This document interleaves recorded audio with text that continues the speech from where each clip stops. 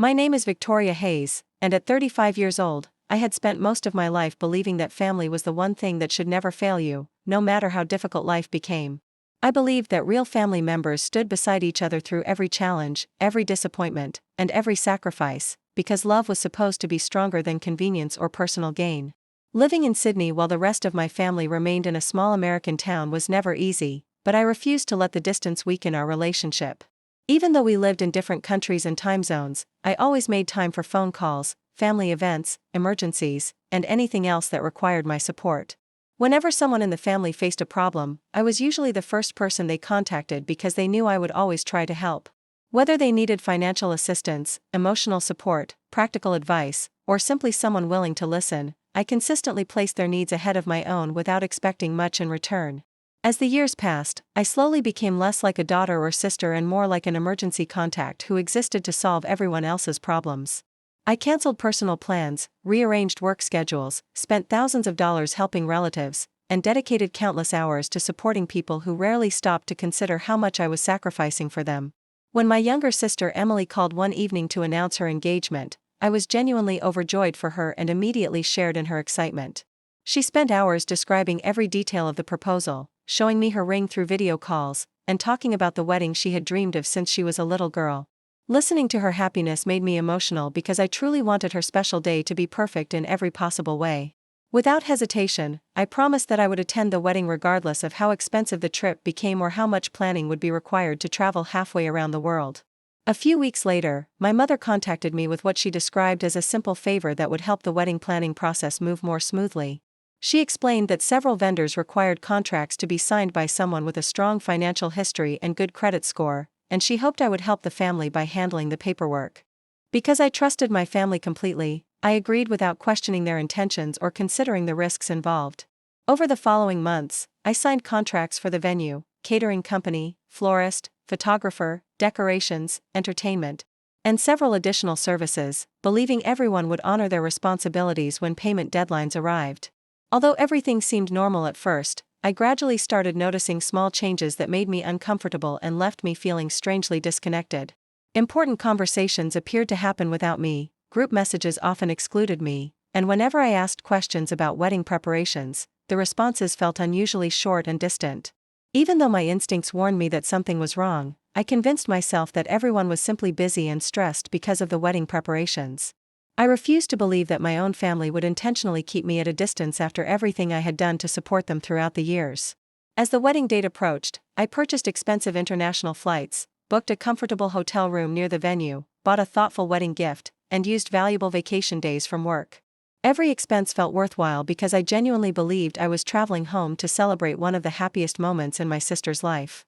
The day before the ceremony, I finally arrived after an exhausting journey that involved long flights, airport delays, and countless hours of travel. I expected warm greetings, family dinners, and excited conversations, but instead I received only brief messages and little interest from anyone regarding my arrival. Despite the disappointment, I remained optimistic and hoped everything would feel different once the wedding day arrived. On the afternoon of the ceremony, I carefully prepared, wrapped my gift, and headed to the venue feeling hopeful that I would finally reconnect with the people I loved. The venue looked absolutely beautiful when I arrived, with elegant decorations, smiling guests, and music floating through the air. For a brief moment, I felt relieved and believed all my worries had been unnecessary, but that feeling disappeared the instant my mother stepped directly into my path and blocked the entrance. Without greeting me, asking about my journey, or showing even the smallest amount of kindness, she coldly informed me that I was not welcome at the wedding and should leave immediately. The shock was overwhelming because I had traveled across the world, spent months helping with the wedding, and sacrificed so much to be there, only to discover that I had been excluded from the celebration all along. Rather than creating a scene, I quietly walked away and later reviewed the contracts connected to my name, discovering tens of thousands of dollars in unpaid expenses. The following day, I professionally transferred the financial responsibility back to the people who organized the wedding, and when my family realized they would be responsible for the bills, their concern focused on money rather than the pain they had caused me. Over time, the truth became known, relationships changed, apologies were finally made, and through therapy I learned an important lesson: real love is built on respect, honesty, and appreciation, not endless sacrifice. Today, I no longer see that wedding as the day I lost my family. I see it as the day I finally discovered my own worth and began building a life surrounded by people who genuinely value me. Months after the wedding, the consequences of what happened slowly began to affect everyone involved. Family members who had ignored the situation at first could no longer avoid the truth. And many started asking difficult questions about why I had been treated so unfairly despite everything I had done for the family. As more people learned the full story, the image my family had worked so hard to protect began to crack. Relatives, friends, and even members of the local community were shocked to discover that I had helped finance the wedding, traveled across the world to attend, and then been turned away at the door. The financial burden that followed the wedding created serious tension within the family. The bills that had once been expected to fall on my shoulders now belonged to the people who had organized the event, forcing them to face responsibilities they had assumed someone else would handle. For a long time, my sister Emily avoided discussing what happened because she did not want to confront the damage that had been done. However, as months passed and relationships became strained, she slowly realized that silence had only made the situation worse and had cost her the trust of someone who had always supported her. One evening, nearly a year after the wedding, Emily finally reached out with a message that felt different from all the others. There were no excuses, no requests for help, and no attempts to shift blame. Instead, she admitted that she had known more than she should have and regretted not speaking up when it mattered most.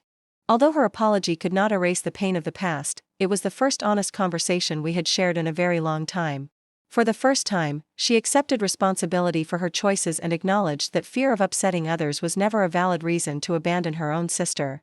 My father also contacted me and admitted that remaining silent on the wedding day was one of the biggest mistakes of his life. He confessed that he should have defended me when he had the chance and that watching everything unfold without speaking up was a decision he regretted deeply. My mother remained distant for many months, refusing to discuss the events of the wedding and insisting that she had done nothing wrong. However, as more people learned the truth and challenged her version of events, she eventually found herself unable to avoid the consequences of her actions any longer. Almost 18 months after the wedding, I received a handwritten letter from her.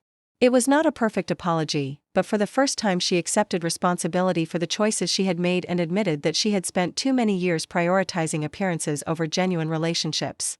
Today, I no longer see that wedding as the day my life fell apart. I see it as the moment that changed everything for the better. It taught me that self-respect is more important than approval, that healthy relationships require mutual effort, and that sometimes the greatest act of courage is walking away from people who only value you when you are useful. Please subscribe and share our channel. We make videos for you, and your support helps us continue bringing powerful stories about family, resilience, life lessons, and personal growth.